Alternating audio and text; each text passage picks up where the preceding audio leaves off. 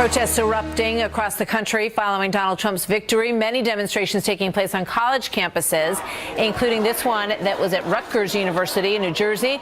But it's not just students who are participating in all of this. A number of leaders of sanctuary cities say that they will ignore any deportation order, many of them saying that they will not work with the feds to deport undocumented immigrants. Leslie Marshall is syndicated radio talk show host and a Fox News contributor. Steve Hilton is founder and CEO of CrowdPack and a former strategy director for UK Prime Minister David Cameron. Welcome to both of you. I think one of the big issues here is, good morning, is understanding what the actual policy will be.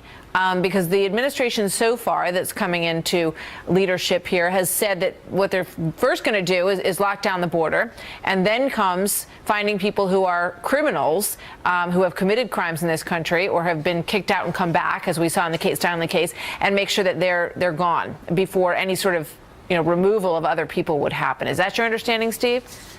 I think that's exactly right. I think the focus of the policy is on exactly what was set out in the campaign and seems perfectly reasonable.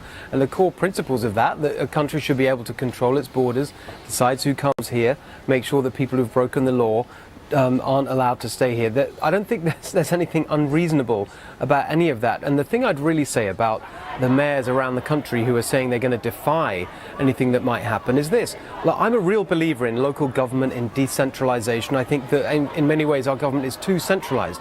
But there are certain policies that just have to be carried out at a national level. And immigration is one of them. You just can't have a patchwork of different immigration policies around the country. It doesn't make sense. I just want to play this exchange with Tucker Carlson last night. He spoke with one of the Rutgers students on his show, and here's what happened. Watch.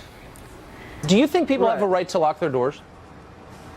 Or do you think they have an obligation to let anyone in who chooses to come? Well, you're saying that the United States has no right to prevent people who want to come here from coming here. And I'm just asking you, does the same apply to us as individuals? Do you have a right to keep people out who want to share your apartment with you?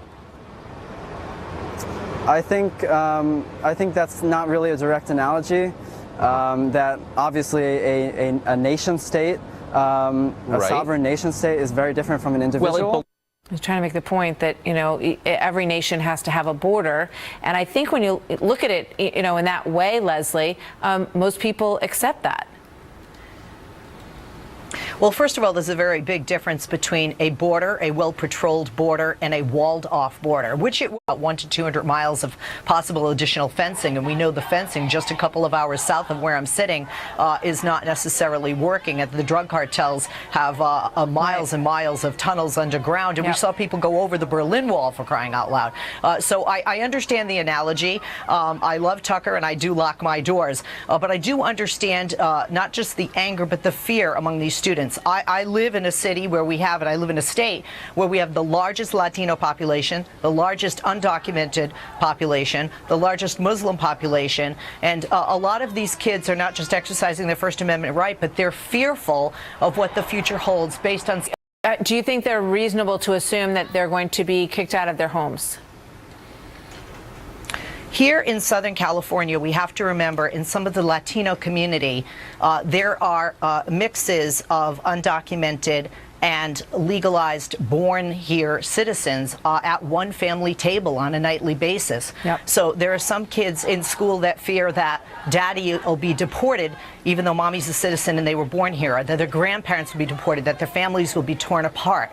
They're also concerned about the racism. We've seen a lot of hateful attacks, unfortunately, since the election. I think a lot of people are waiting. But there needs to be a focus on exactly, what the laws are in the country that exist. And there's so many people who come here, immigrants, first-generation immigrants who come here legally, who, sort of spend money they don't have to, get through the process, who leave and come back, according to the rules. And so why would it be that they have to be subject to a different set of rules than people who run across the border, Steve?